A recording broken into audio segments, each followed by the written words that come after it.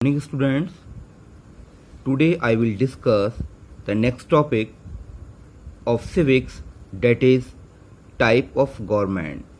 Government or political system may be classified into two types, democratic and dictator.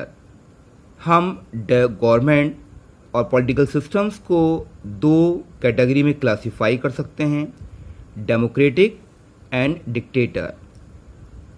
First one is democratic government. एक democratic government उस government को कहते हैं जिसके administration को चलाने में या गवर्नमेंट को बनाने में लोगों का एक्टिव पार्टिसिपेशन रहता है, यानी कि लोग अपने लीडर्स को, अपने नेता को चुनते हैं. और इस तरह की गवर्नमेंट जो है वो इंडिया के अंदर पाई जाती है. तो India has a democratic form of government. India के अंदर जो लोग होते हैं वो अपने रिप्रेजेंटेटिव और अपने लीडर्स को वोटिंग पावर के ज़रिए चुनते हैं और फिर वो लोग जो हैं गवर्नमेंट बनाते हैं और देश को चलाते हैं. सेकंड इज डिक्टेटरशिप और ऑथोरिटेरियन गवर्नमेंट. डिक्टेटरशिप उस तरह की गवर्नमेंट को कहते हैं जहां पर एब्सोल्यूट और अनलिमिटेड पावर्स जो हैं वो किसी एक आदमी के पास होती हैं और वो उस पर हुकूमत करता है, पूरी कंट्री के ऊपर रूल करता है. This can be government of one man और government by one political party such as China. इस तरह की जो गवर्नमेंट होती है वो उसके अंदर एक इंसान होता है, या हम कह सकते हैं कि वो एक वन पॉलिटिकल पार्टी सिस्टम होती है, जैसे चाइना के अंदर इस तरह की गवर्नमेंट है. इन सम कंट्रीज, कुछ कंट्रीज के अंदर मोनार्की, जिसको हम कहते हैं किंगशिप, वो बहुत कॉमन है. इस गवर्नमेंट के अंदर एक किंग या क्वीन जो है has the power to make decision. एक राजा या एक रानी के पास ये पावर होती है कि वही सरकार को चलाता है, सरकार बनाता है, और ही इंजॉय एब्सोल्यूट पावर. हम कहते हैं पूरी तरह से सारी पावर जो है वो किंग और क्वीन के पास होती है. तो इस तरह की जो गवर्नमेंट है उसको हम कहते हैं मोनार्की कहते हैं. Democratic government. एक democracy is ruled by the people.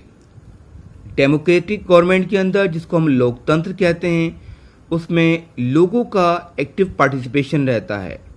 There are two types of democracy. Democracy दो तरह की होती है, एक डायरेक्ट डेमोक्रेसी और दूसरी इनडायरेक्ट डेमोक्रेसी.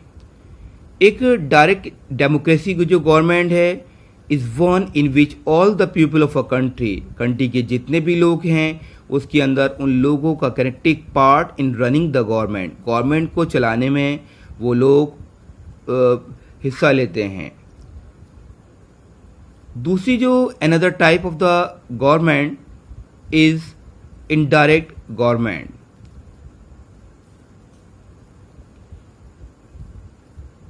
एंड हम इसको ये भी कह सकते हैं कि रिप्रेजेंटेटिव डेमोक्रेसी.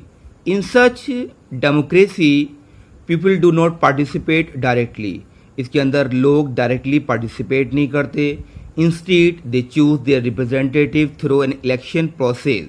और ये लोग जो हैं अपने रिप्रेजेंटेटिव को, अपने नेता को, अपने लीडर को इलेक्शन प्रोसेस के ज़रिए चुनते हैं. और वो दीज इलेक्टेड जो रिप्रेजेंटेटिव हैं meet and make decision for the entire population. वही लोग पूरी कंट्री की पॉपुलेशन के लिए फैसले लेते हैं, सरकार बनाते हैं, चलाते हैं. एक government can not be called democratic unless it's allow. यानी कि हम ये कह सकते हैं कि एक डेमोक्रेटिक गवर्नमेंट के अंदर यूनिवर्सल एडल्ट फ्रेंचाइज इम्पॉर्टेंट है. इट मीन्स जितने भी कंट्री के अंदर एडल्ट्स हैं, यानी कि वो लोग जो 18 साल या उससे अबव हैं, वो अपनी वोट के ज़रिए अपने लीडर को चुनते हैं. तो इंडिया के अंदर ये इस तरह की गवर्नमेंट पाई जाती है. तो यहाँ पर करें किसी भी तरह से उन लोगों के अंदर कास्ट की बेसिस पर, रिलीजन, क्लास या सेक्स की बेसिस पर डिस्क्रिमिनेशन या डिस्टिंक्शन नहीं किया जाता, भेदभाव नहीं किया जाता है। They should be no qualification of person और education also.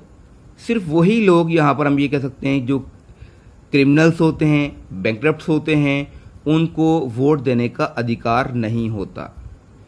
Universal adult franchise did not come about easily in India.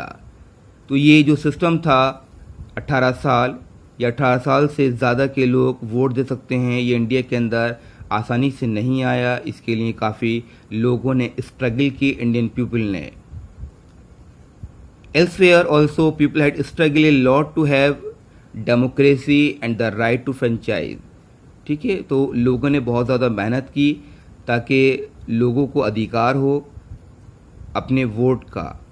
अभी भी कुछ ऐसी कंट्री हैं, even in a country like England, अगर हम इंग्लैंड की बात करें तो हम इंग्लैंड को कहते हैं मदर ऑफ डेमोक्रेसी कहते हैं। तो people had to struggle hard for countries to get universal adult franchise. वहाँ पर भी लोगों ने काफ़ी स्ट्रगल किया यूनिवर्सल एडल्ट फ्रेंचाइज के लिए। इन द बिगनिंग, अगर हम बात करें शुरुआत में, तो वहाँ पर सिर्फ रिच लोग जो थे उनको ये अधिकार था वोट देने का। धीरे धीरे franchise was extended to common people.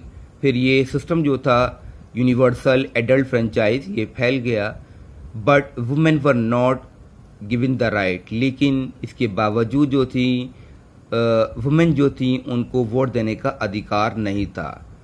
It is not easy to believe, ये आसान नहीं है इस बात पे यकीन करना कि देयर वाज अ टाइम, एक समय ऐसा भी था कि when government did not allow women, कि गवर्नमेंट जो है सरकार वुमेन को वोट देने के लिए अलाउ नहीं करती थी, या गरीब लोग जो थे वो वोट नहीं दे सकते थे। तो country used to be governed by the rulers and regulations made by the few man. Countries जो थी सिर्फ कुछ ही मैन के ज़रिए चलाई जाती थी, जो रूल्स एंड रेगुलेशंस बनाते थे, जो कंट्री के ऊपर हुकूमत करते थे। इन इंडिया टू, अगर हम बात करें इंडिया के अंदर आज़ादी से पहले, इंडिपेंडेंस से पहले, तो ओनली स्मॉल माइनॉरिटी के जो लोग थे वाज अलाउड टू वोट, वो सिर्फ वोट दे सकते थे। गांधी जी और जो दूसरे लीडर्स थे उन्होंने डिमांड की कि जितने भी एडल्ट्स हैं हमारी कंट्री के अंदर should have the right to vote, उनको वोट देने का अधिकार होना चाहिए।